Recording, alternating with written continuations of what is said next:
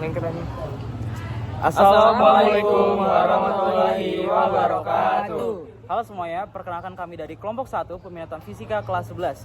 Perkenalkan saya Wilbert Gianluigi Theodore Kale dari kelas 11-4. Saya Gilang Setoaji dari kelas 11-3. Saya Diga Ramadan dari kelas 11-3. Saya Azwan Pramudia dari kelas 11-2. Saya Kali Supadila dari 11-3. Saya Faiz Azmi dari 11-4. Oke, jadi pada video kali ini kami akan menunjukkan kepada kalian semua tentang apa itu gerakan melingkar pada peminatan fisika kali ini, bagaimana cara melakukannya, dan apa tujuan dari adanya eksperimen ini.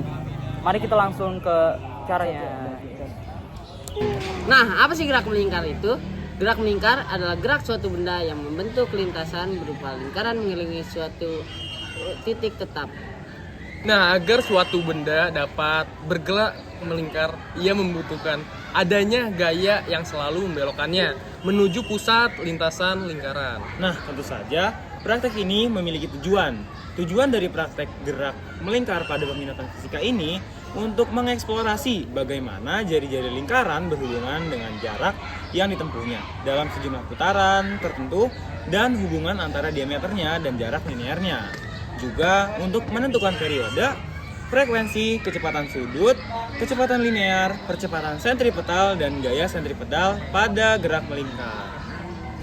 Di sini juga ada alat bahan, ini juga ada benang kasur, dan di sini juga ada koin yang 100 perak, dan di sini juga ada selotip bening, dan di sini juga ada pulpen yang tidak kepakai, dan di sini juga ada penggaris yang 50 cm.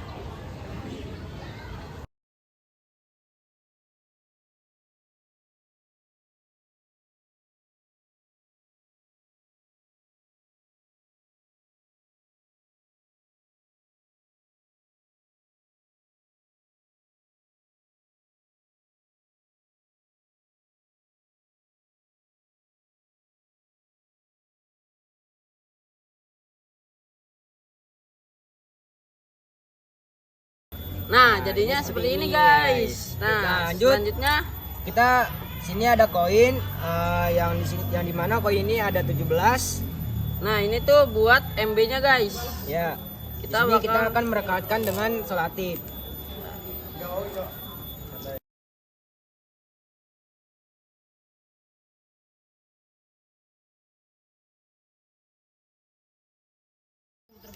Nah, hasilnya bakal jadi seperti ini nih guys. Nah, selanjutnya di sini ada 2 koin yang sama seperti yang pertama, kita akan rekatkan menggunakan selotip. Jadi ini bakal menjadi MA guys, MA-nya guys. Langsung kita selotipin lagi.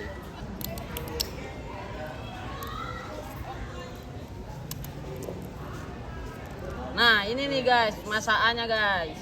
Sekarang B-nya. step selanjutnya kita akan Akan menyatukan tali ini dengan koinnya. nah, langsung kita selotipin lagi guys.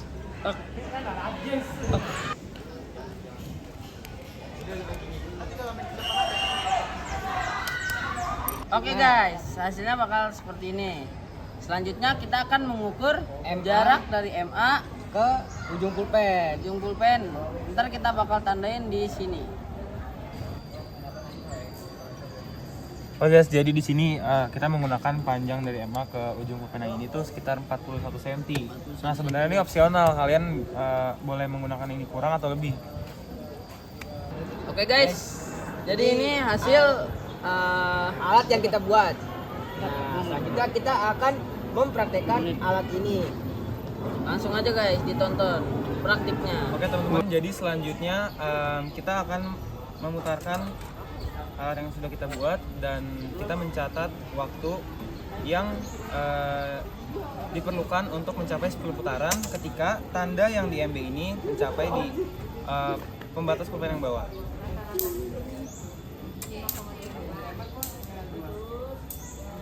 Nol, 1, 2, 3, 4, 5, 6, 7, 8, 9, 10. Oke, didapat waktu 3 detik 67. 3,67 detik. Muter. Oke, kita ulangin sampai 3 kali percobaan dan mendapat 3 waktu. 0, 1, 2, 3, 4, 5, 6, 7, 8, 9, 10. Oke, jadi yang kedua kita dapat 3,89 detik. Dan yang terakhir kita coba sekali lagi. 0, 1, 2, 3, 4, 5, 6, 7, 8, 9, 10. Oke, sekitar 3,55 detik. Ya. Nah, dari hasil praktikum tadi, kita akan mencatat apa aja yang ada di hasil tadi, seperti jari-jarinya, masanya, dan sebagainya.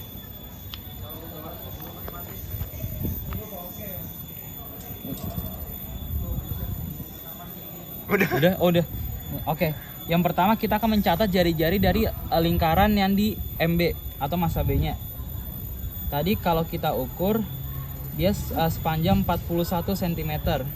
Atau ini kalau kita ubah ke meter, dia setara dengan 0,41 meter. Nah, kemudian kita akan menghitung massa dari A, MA-nya. Nah, MA tadi itu kita menggunakan 2 keping koin 100 perak. Yang dimana kalau di internet dikatakan bahwa satu koin perak 100 rupiah itu beratnya adalah 1,79 gram. Nah, tadi kita menggunakan 2 keping, berarti akan kita kali 2 dan hasilnya adalah 3,58 gram. Nah, kita lanjut lagi untuk massa yang B. Massa yang B juga sama, kita menggunakan 17 keping koin 100 perak. Berarti 1,79 kita kalikan 17. Hasilnya adalah 30,43 gram. Nah, selanjutnya kita akan mencari gaya berat dari yang B ini, WB-nya. Nah, cara mencari WB itu kita bisa mengkalikan massanya ini dibagi dengan 1000, lalu kita kali 10. Berarti 30,43 kita bagi 1000 dan kita kalikan 10 dan kita dapatkan 0,30 kg. Nah, selanjutnya kita akan menghitung waktu-waktu yang tadi sudah kita praktikan ya. Ada 3 waktu yang terdapat dalam praktikum tadi. Yang pertama, waktu yang pertama kita dapatkan 3,67 sekon. Kemudian yang kedua kita dapatkan 3,89 sekon. Dan yang ketiga kita dapatkan 3,55 sekon. Nah, dari ketiga percobaan waktu ini kita akan mencari rata-ratanya supaya kita bisa menjadi satu waktu.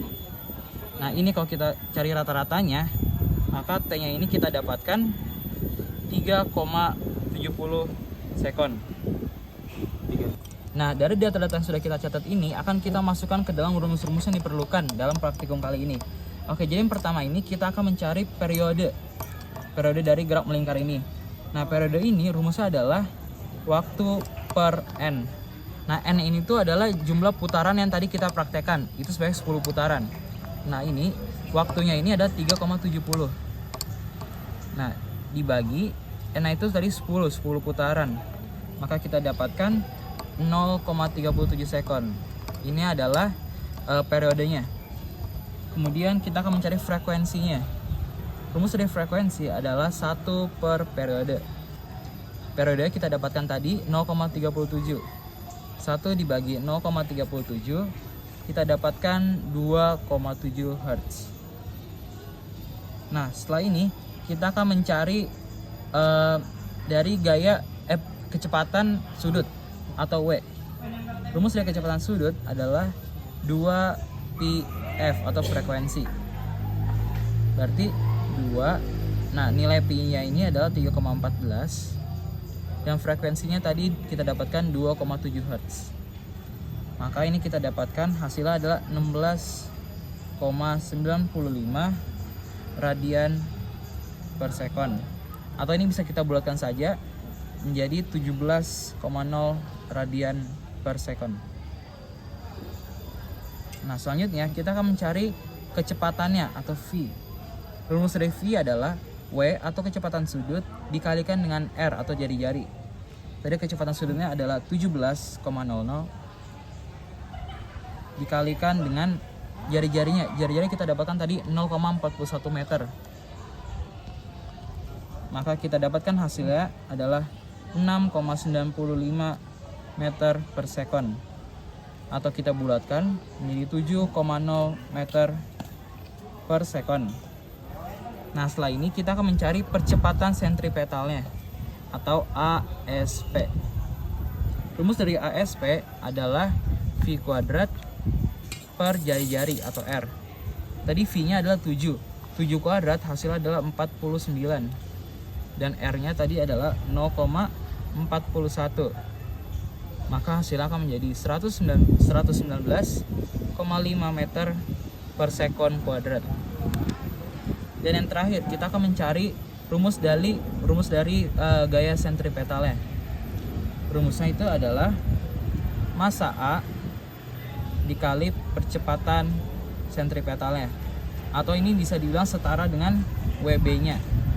Tadi kita dapatkan WB-nya adalah 0,30 kg. Maka FSP atau gaya sentripetalnya adalah 0,30 Newton. Oke, jadi kita sudah tahu hasil dari data yang sudah dihitung oleh teman saya. Di sini ada percepatan sentripetal yang dimana hasilnya itu adalah 119,5 meter per second kuadrat, dan gaya sentripetalnya ada di 0,30 Newton. Oke, jadi kesimpulan dari praktikum gerak melingkar ini adalah bahwa gaya sentripetal diperlukan untuk menjaga benda tetap berputar dalam lintasan melingkar. Dan gaya ini dipengaruhi oleh massa serta tegangan pada benang yang menghubungkan antara benda tersebut.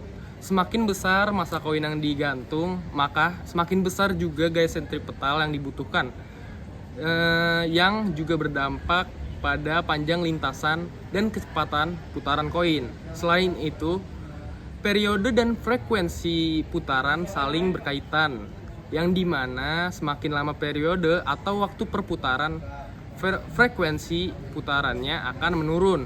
Praktikum ini juga menunjukkan hubungan antara gaya sentripetal, massa, kecepatan, dan lintasan dalam gerak melingkar. Oke, kayaknya segitu saja kesimpulan dari saya. Assalamualaikum warahmatullahi wabarakatuh.